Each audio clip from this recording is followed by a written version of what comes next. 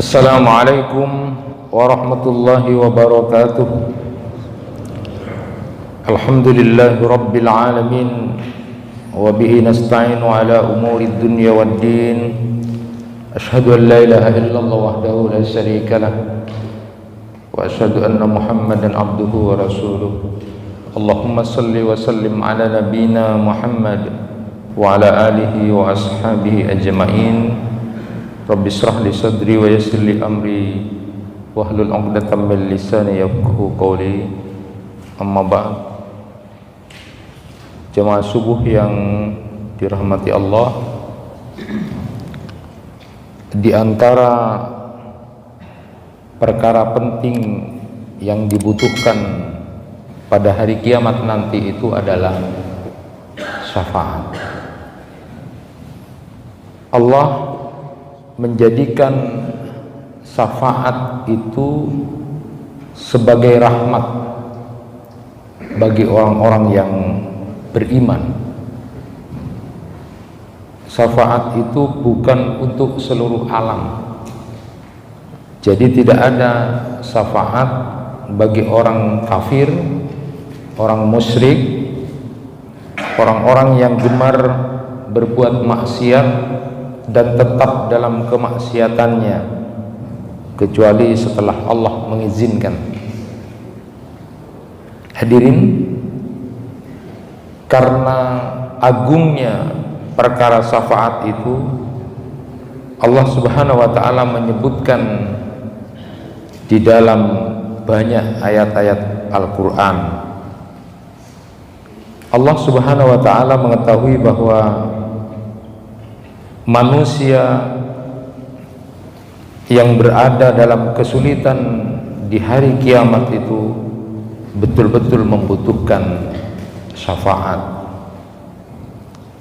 Nah, syafaat ini termasuk hal yang paling dibutuhkan nanti pada hari kiamat. Namun Allah Subhanahu wa taala hanya memberikan kepada orang-orang yang berhak menerimanya.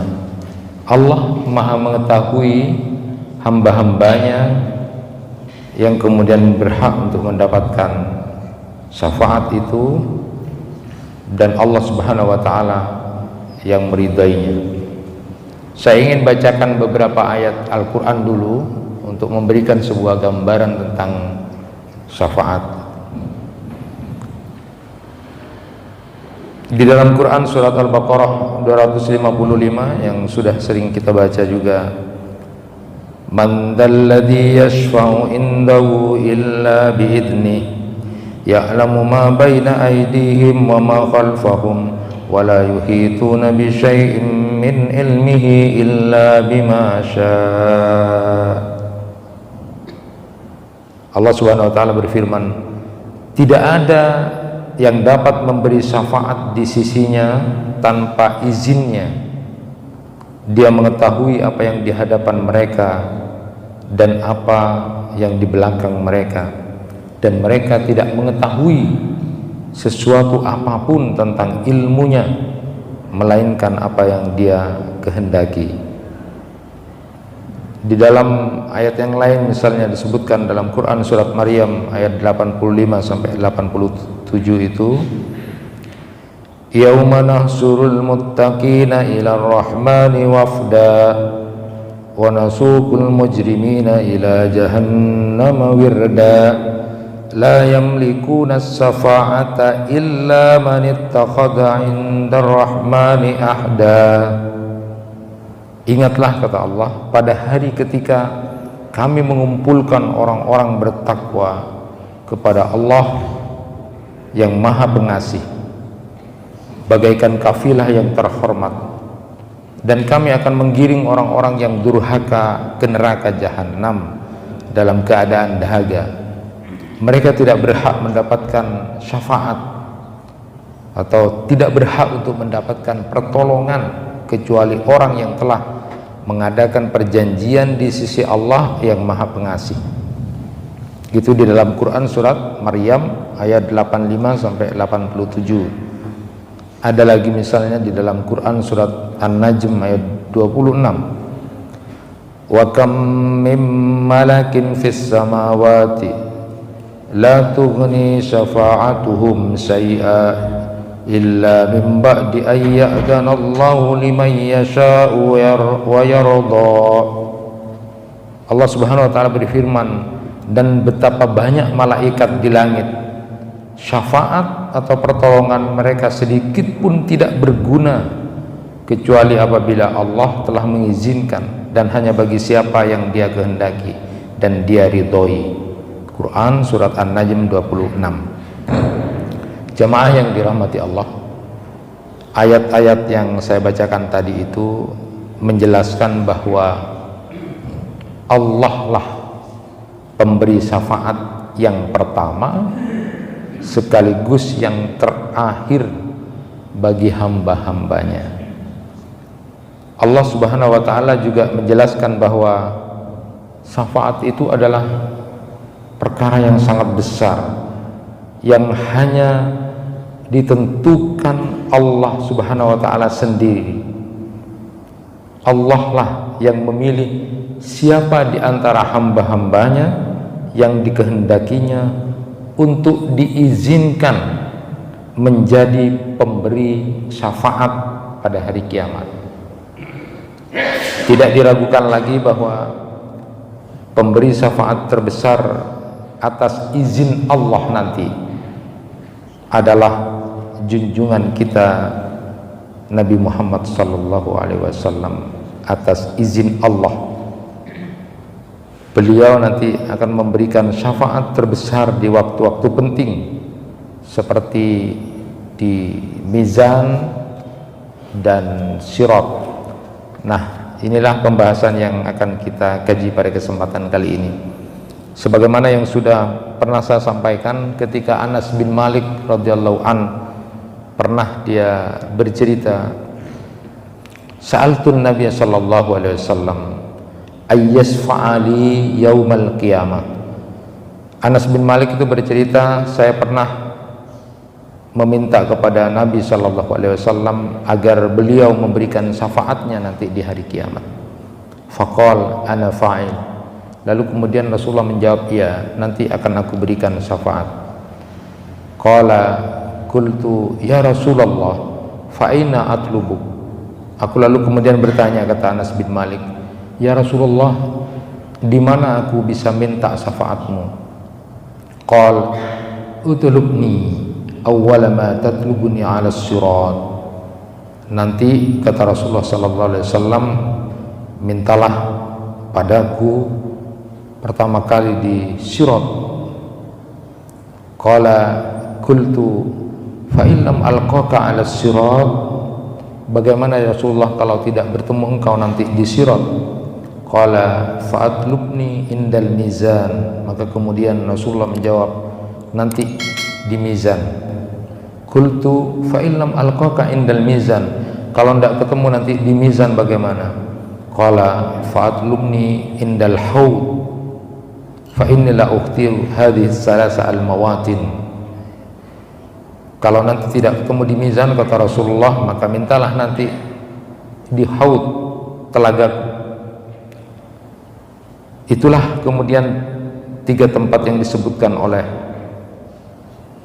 Anas bin Malik ketika kemudian bertanya kepada Rasulullah SAW. Beliau menyatakan, sesungguhnya aku tidak keliru di 3 tempat itu, kata Anas bin Malik. Allahumma salli ala Muhammad wa sallim. Jamaah yang dirahmati Allah, jadi salah satu yang kemudian diberikan izin oleh Allah, dan itu yang sering kita dengar dan kita ketahui memang, adalah Rasulullah SAW. Beliau terpilih karena memang adalah manusia paripurna. Jadi kalau ada, kita sering dengar tujuan manusia paripurna, ya cuma Rasulullah SAW. Kalau orang sufi menyebut dengan insan kamil. Jadi insan kamil itu cuma Rasulullah SAW, dan itu sudah diberikan predikat itu kemudian diberikan oleh Allah Subhanahu wa taala kepada Nabi kita Nabi Muhammad di dalam Quran surat Al-Qalam ayat 4 itu. Allah Subhanahu wa taala memilih Nabi kita itu karena memiliki akhlak yang baik, memiliki akhlak yang begitu sangat agung. Wa innaka la'ala khuluqin azim. Dan engkau Muhammad memiliki akhlak yang agung, berada di akhlak yang agung itu. Jadi itulah kenapa kemudian Nabi kita, Nabi Muhammad SAW terpilih juga menjadi manusia yang pertama dan utama nanti di akhirat untuk memberikan syafaat. Sedikit kita menggambarkan sedikit keindahan akhlak beliau, Rasulullah SAW. Nabi itu orang yang banyak senyum, kadang tertawa tetapi tidak berlebihan. Nabi juga pernah bercanda tetapi tidak pernah berbohong dengan candanya. Beliau tidak mengenakan pakaian yang mewah, tidak mengenakan pakaian yang melebihi pembantunya. Tidak pernah Rasulullah mencaci, merendahkan siapapun. Rasulullah tidak pernah memukul perempuan. Rasulullah tidak pernah memukul istrinya. Rasulullah tidak memukul pembantunya. Bila ada orang yang berbicara tinggi kepada beliau, beliau sabar dan menahan diri. Bila ada yang mencaci maki beliau, Nabi kemudian mengatakan, jangan seperti itu. Nabi begitu sangat sabar. Nabi Muhammad SAW tidak pernah membalas keburukan orang lain dengan keburukan yang serupa, tetapi justru memaafkan dan mengulurkan tangannya. Jika bertemu dengan orang, Rasulullah mengucapkan salam, lalu kemudian mengulurkan tangannya.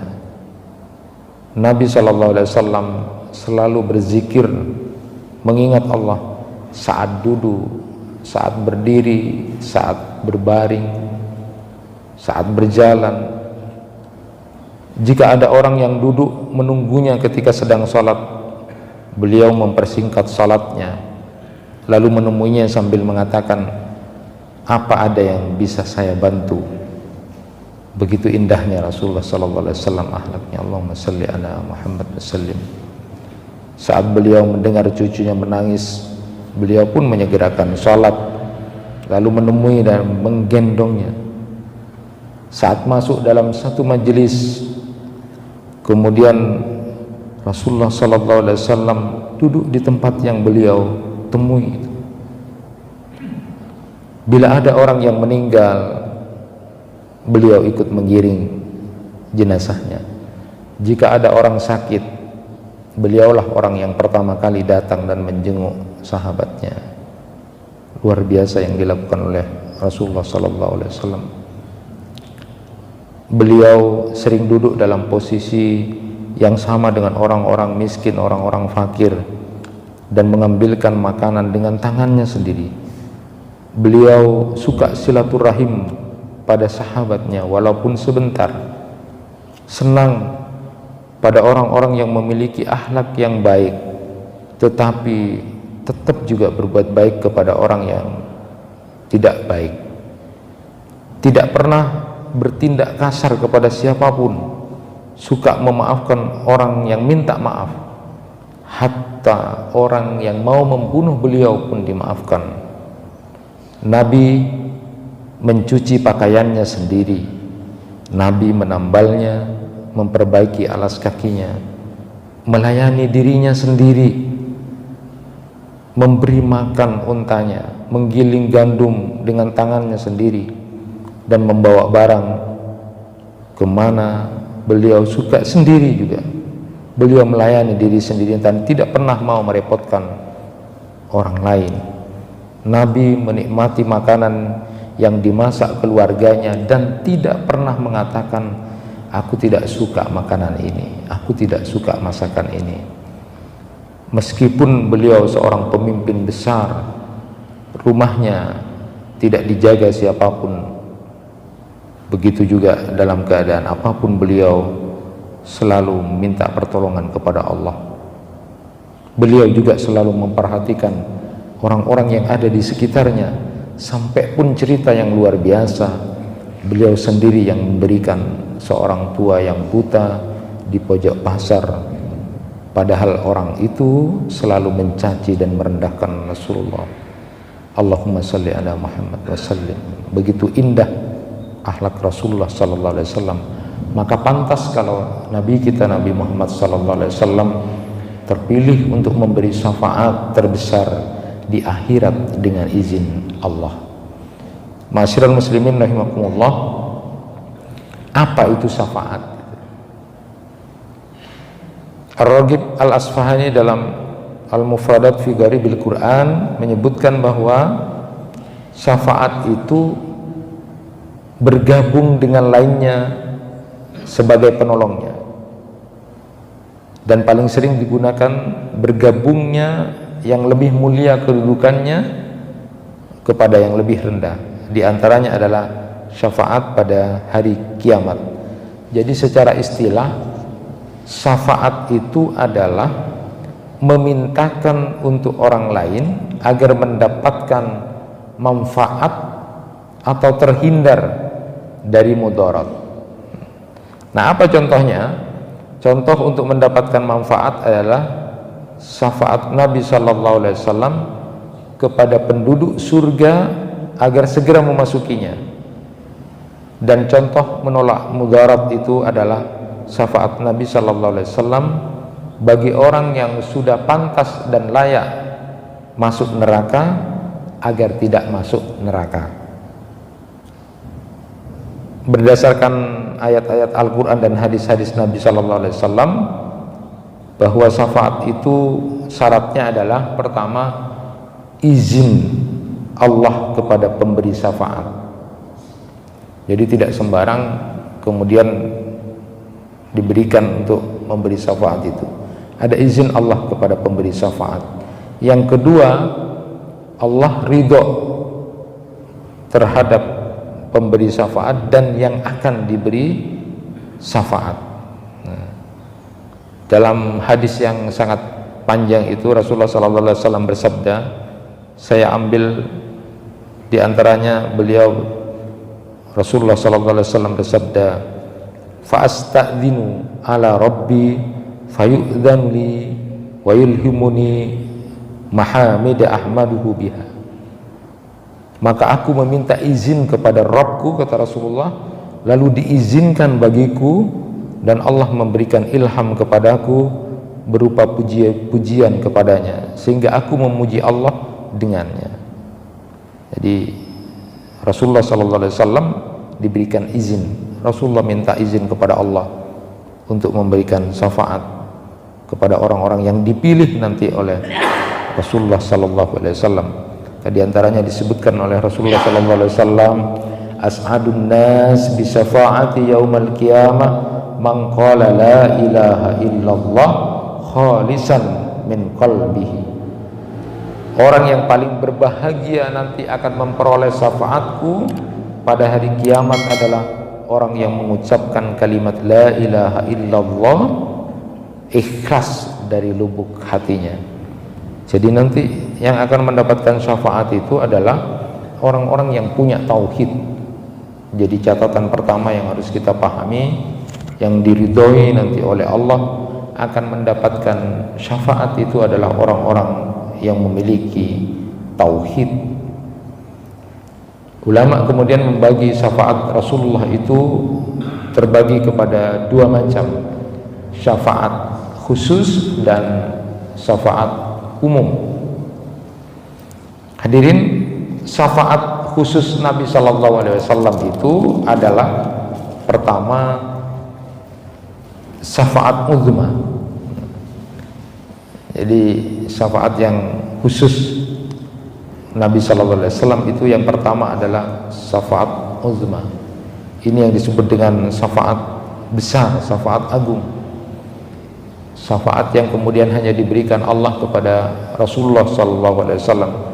Dari hadis yang cukup panjang itu disebutkan bahwa nanti pada saat sudah di padang mahsyar 50.000 tahun menunggu manusia, tidak ada kejelasan pada waktu itu.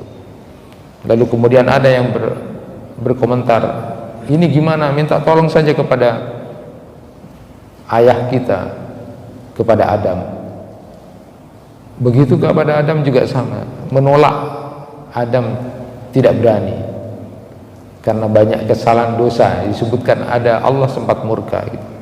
Lalu kemudian Adam menyatakan nafsi, nafsi, nafsi, aku itu mikirkan aku sendiri.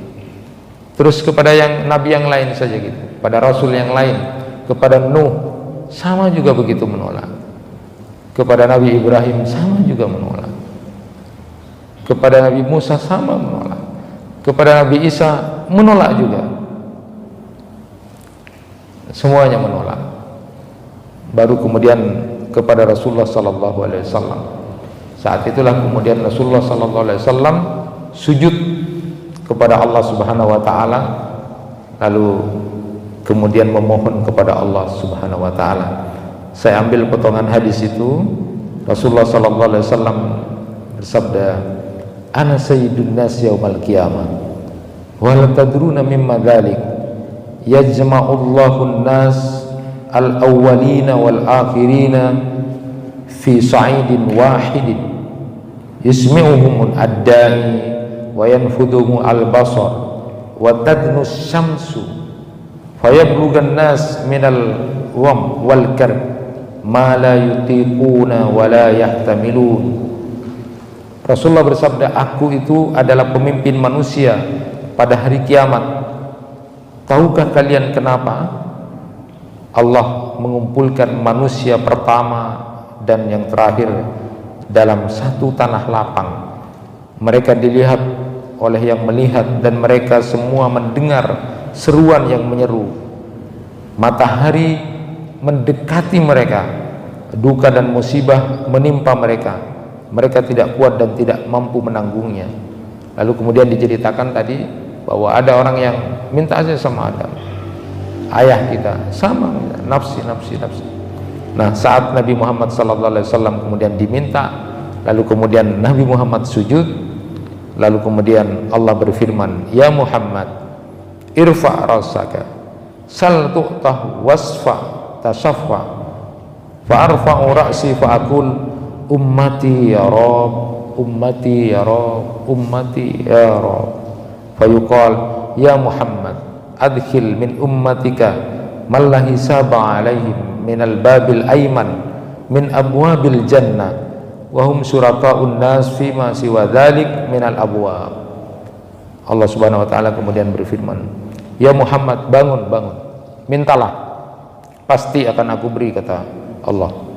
Mintalah syafaat, pasti kau diberi. Aku pun bangun, kata Rasulullah, lalu berkata, umatku, umatku ya Rabb, umatku ya Rabb, umatku. Kemudian dikatakan, ya Muhammad, masukkan di antara umatmu yang tidak dihisap melalui pintu Al-Aiman, sedangkan yang lainnya melalui pintu yang lain. Itu di antara kemuliaan Rasulullah SAW, syafaat azim, syafaat uzma, syafaat agung yang hanya diberikan kepada Rasulullah SAW. Pantas kiranya kalau Nabi kita terpilih untuk menjadi orang yang memberikan syafaat, tidak hanya buat umatnya saat itu, tapi semuanya, karena kegusaran dan kegelisahan manusia menunggu di padang mahsyar itu. Lalu Rasulullah SAW meminta kepada Allah Subhanahu wa taala. Yang menarik ini adalah syafaat ini adalah syafaat yang paling utama, dan kemudian ada ulama yang menyebutkan bahwa dalil dari ini adalah Quran surat Al-Isra ayat 79. Wa minal laili fatahajjat bi nafilatan lak asa ayyab'asaka rabbuka maqaman mahmuda. Jadi Imam At-Tabari itu menyebutkan dalam Jami'ul Bayannya bahwa mayoritas ahli ilmu menjelaskan bahwa maksud makom atau kedudukan terpuji dalam ayat ini adalah kedudukan beliau pada hari kiamat, untuk memberikan syafaat saat manusia merasakan dahsyatnya hari itu. Maka kemudian buat pelajaran kita, kalau ingin memiliki sebuah kedudukan yang mulia itu memang harus bangun di tengah malam. Di antara hikmah yang kemudian diberikan oleh Allah karena Nabi Muhammad SAW itu punya kedudukan yang mulia. Maqamah mahmudah itu adalah kedudukan terhormat, terpuji Rasulullah nanti di akhirat itu, karena memang suka sholat malam. Itu yang pertama, jadi syafaat uzma. Yang kedua adalah syafaat beliau terhadap penduduk surga untuk masuk surga setelah selesai hisab. Jadi riwayat Anas bin Malik itu disebutkan, ati babal jannah yaumal qiyamah fa astaftihu fayaqulul khazin man anta fa aqul Muhammad fayaqulu bika umirtu la aftahu li ahadin qablaka. Saya datangi pintu surga pada hari kiamat, kata Rasulullah, lalu aku minta dibukakan. Lantas khazin, malaikat penjaga surga itu berkata, siapa kamu? Aku menjawab, Muhammad. Lantas dia kemudian mengatakan, untukmu aku diperintahkan agar tidak membukakan pintu kepada seorang pun sebelummu. Jadi yang kedua itu Rasulullah SAW, syafaat beliau khusus pada beliau adalah penduduk surga untuk masuk surga setelah selesai hisab. Karena masih ada, setelah selesai hisab itu masih ada kebingungan, belum dibukakan pintu kecuali Nabi Muhammad SAW yang pertama kali mengetuk pintu surga itu. Yang ketiga, syafaat beliau untuk meringankan siksaan pamannya, yaitu Abu Thalib. Jadi paman beliau Abbas radhiyallahu an pernah bertanya kepada Nabi, ya Rasul, apa engkau bisa memberi manfaat kepada pamanmu dengan sesuatu, karena dia sudah melindungi kamu dan marah untuk menjagamu. Beliau lalu menjawab, na'am, huwa fi dahdahim min nar laula ana lakana fid darkil asfali minan nar. Rasulullah menjawab, ya, pamanku Abu Thalib itu berada di muka neraka.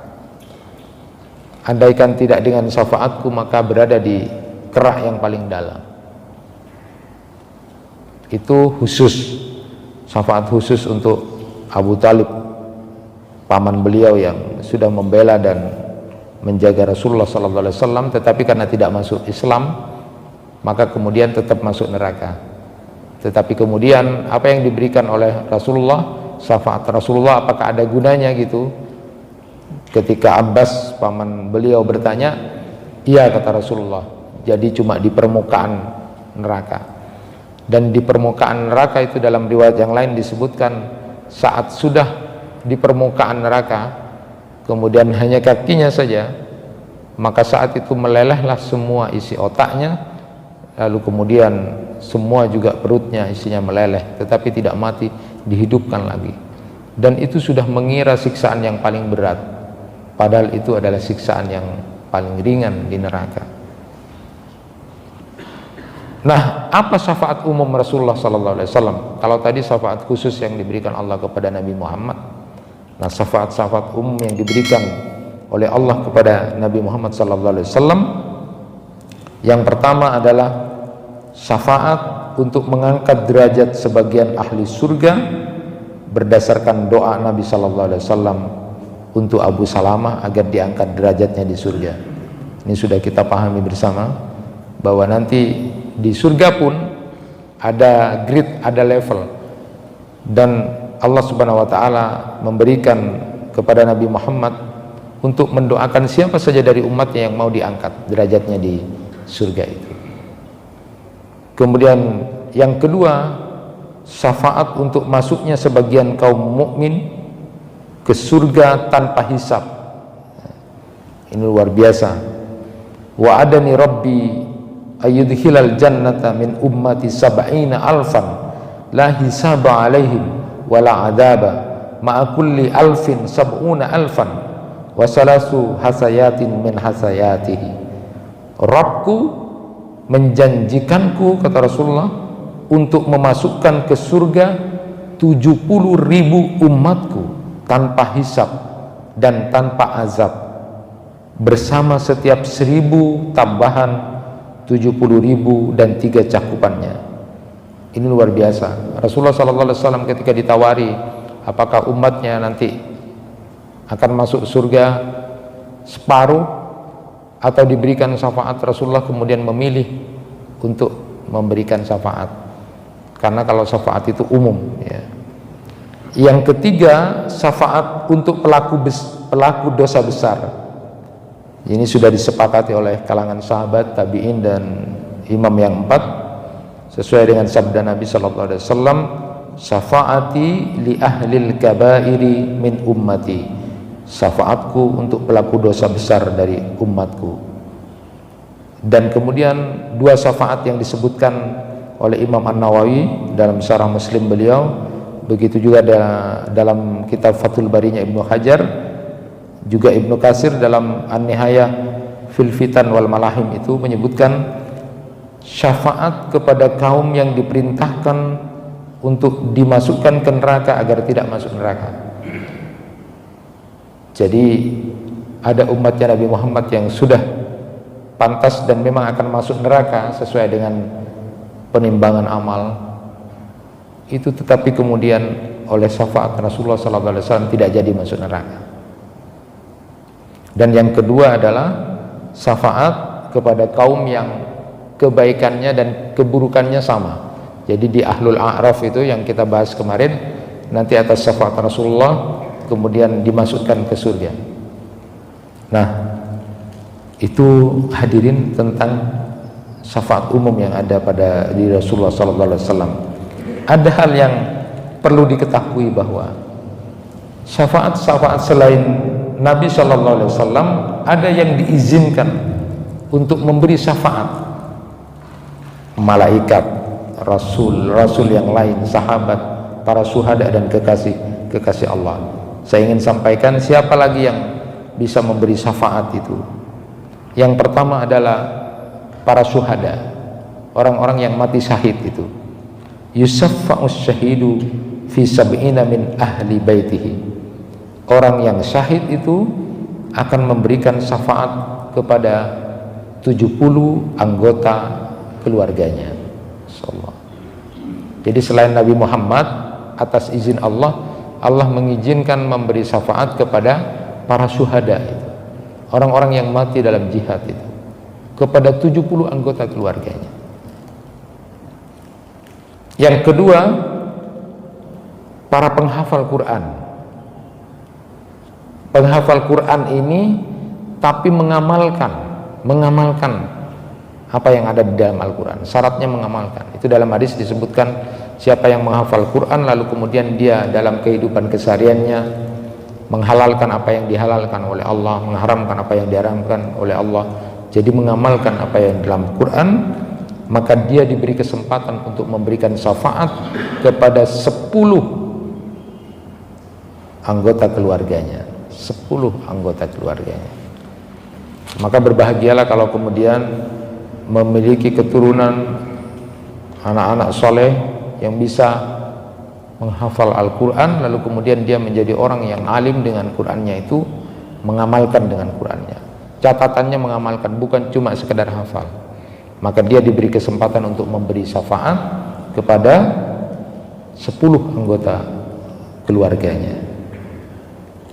Ada juga di dalam kitabnya Syekh Ahmad Mustafa Mutawalli itu, di kitab Ar-Riyadun Nadirah fi Sahih Daril Akhirah, berdasarkan hadis Ibnu Abbas yang juga diizinkan oleh Allah untuk memberikan syafaat, itu adalah orang mukmin yang jenazahnya disolati oleh 40 orang yang baik, orang-orang muslim yang baik.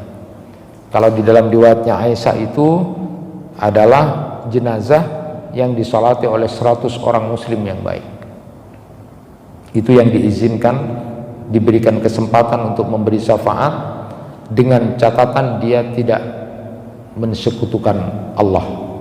Jadi ada catatan tentang tauhid pada dirinya. Juga anak-anak kaum kaum mukminin, untuk orang tuanya pada saat kemudian di dalam riwayat Abu Hurairah itu disebutkan orang tua yang sabar ketika ditinggal mati oleh 3 anaknya yang belum balik, mereka tidak mau masuk surga kecuali dengan orang tuanya. Fayuqalu lahum udkhulul jannah antum wa abawakum. Hadis riwayat Ahmad. Jadi kalau ada orang tua yang sabar, anaknya yang meninggal di waktu belum balik, dia sabar. Saya selalu menyampaikan itu, bahwa hadis Rasulullah SAW ini punya golden ticket ini, tiket masuk surga yang sabar pada saat anaknya meninggal sebelum balik. Itu pada saat sayang-sayangnya diuji dengan kematian anak itu sebelum balik, itu luar biasa karena kecintaannya luar biasa. Tetapi kesabaran itu di sabar pertama, bukan kemudian setelah 1-2 tahun sabar, bukan, tapi di posisi yang pertama, kata Rasulullah SAW.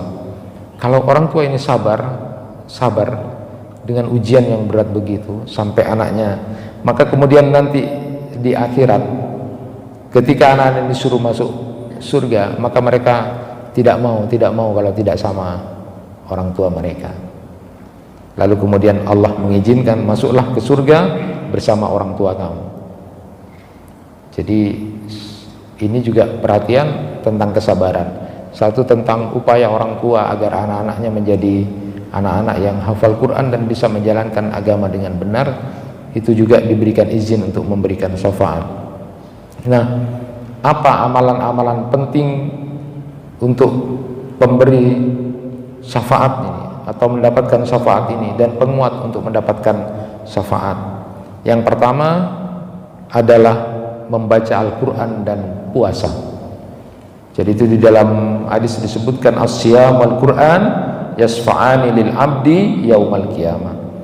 Jadi amalan yang utama ini, khusus kaitannya dengan syafaat, itu adalah puasa dan membaca Al-Quran. Nanti puasa-puasa kita itu akan mengatakan kepada Allah, orang ini sudah menahan diri untuk tidak makan dan minum, dan menahan diri untuk tidak berhubungan karena Engkau ya Allah, padahal itu sesuatu yang halal.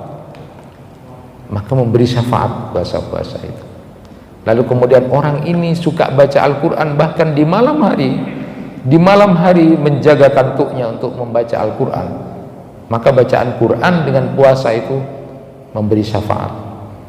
Nah, di dalam riwayat lain disebutkan pada saat nanti padang mahsyar begitu panas akan ada mendung-mendung. Siapa itu? Itu adalah bacaan Quran, surat Al-Baqarah, surat Al-Imran itu menjadi mendung seperti itu. Jadi perbanyak baca Al-Quran dan puasa. Dua amalan inilah yang merupakan bisa memberikan pertolongan pada saat kita butuh pertolongan besar di hari kiamat, dengan kesulitan-kesulitan pada saat di hisab, di mizan dan sirat itu. Lalu yang kedua, banyaklah bersalawat kepada Rasulullah sallallahu alaihi wasallam. Banyaklah bersalawat kepada Rasulullah sallallahu alaihi wasallam. Dari riwayat Ibnu Mas'ud itu Rasulullah sallallahu alaihi wasallam bersabda, orang yang paling berhak atas diriku, artinya orang yang paling layak menerima syafaatku nanti adalah di antaranya orang yang paling banyak bersalawat kepadaku. Itu kata Rasulullah sallallahu alaihi wasallam. Maka sering saya sampaikan di ceramah-ceramah itu, di Maulid Nabi itu saya sampaikan tentang banyak bersalawat kepada Rasulullah itu. Siapa orang yang kemudian merasa disakiti orang? Siapa orang yang hari ini merasa disakiti orang, hatinya sakit, dibuli orang? Maka ingatlah Rasulullah sallallahu alaihi wasallam. Katakan, ya Rasul, saya disakiti, sakit sekali hati ini. Baru disakiti begitu sakit ya Rasulullah. Engkau jauh lebih disakiti orang, dibilang tukang sihir, orang gila, bahkan dilempari batu, dilempari tai onta. Kalau kita ada yang pernah dilempar batu? Tidak ada. Kemudian ada yang kemudian dilempari batu? Tidak ada. Ya lapor polisi kalau tidak balas. Rasulullah itu jauh lebih sakit.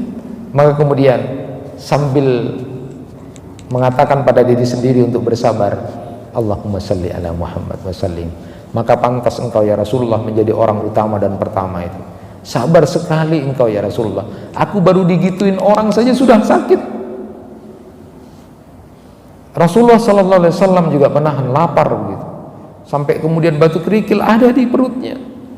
Kalau kita ini sampai seberapa tidak punya uang, Rasulullah jauh lebih dari itu. Allahumma salli ala Muhammad wa sallim. Masuk masjid, Allahumma bismillah, Allahumma ftahli abwaaba rahmatika, Allahumma salli ala Muhammad wa sallim. Keluar masjid juga begitu, Allahumma inni as'aluka min fadlikal azim, Allahumma salli ala Muhammad wa sallim. Saat ingat mau marah, engkau mengatakan ya Rasulullah, la taghdab walakal jannah, jangan marah, engkau dapat surga, Allahumma salli ala Muhammad wa sallim. Ingat, orang yang memperbanyak salawat kepada Rasulullah itu maknanya seperti itu. Aku senang berpuasa karena engkau senang berpuasa ya Rasulullah. Bukan diartikan banyak bersalawat dalam pentas-pentas tertentu atau tempat-tempat tertentu, bersalawat setiap saat. Ingat Rasulullah sallallahu alaihi wasallam, maka akan connect, akan sweet dan connect, maka pantas dan layak dia. Bahkan di dalam kitabnya Imam Al-Ghazali itu Mukasyfatul Qulub, diceritakan ada orang yang bermimpi ketemu Rasulullah tapi kemudian dibelakangi. Ya Rasul, aku tidak kenal kepada engkau, kata Rasulullah.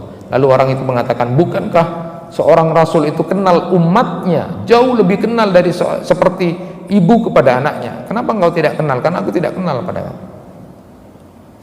Tidak bersalawat. Lalu kemudian orang itu bangun mimpi itu, lalu kemudian mewajibkan pada dirinya sendiri untuk bersalawat 100 kali setiap hari. Dan kemudian suatu saat mimpi bertemu dengan Rasulullah, Rasulullah menyapa dia dan mengenal dia. Itu diantaranya. Jadi banyak bersalawat kepada Rasulullah sallallahu alaihi wasallam dalam kehidupan keseharian, tidak harus pada waktu-waktu tertentu. Nah, yang ketiga itu khusus juga pada saat mendengarkan azan dan kemudian mengikuti apa bacaan azan itu, lalu kemudian bersalawat kepada Rasulullah sallallahu alaihi wasallam. Halat lahu syafa'ah, kata Rasulullah. Siapa yang mendengarkan azan lalu mengikuti apa yang diucapkan oleh muadzin itu, dan setelah selesai azan dia khusus bersalawat kepada Rasulullah sallallahu alaihi wasallam, halat lahu syafa'ah, dialah yang akan berhak aku halalkan untuk diberikan syafaat.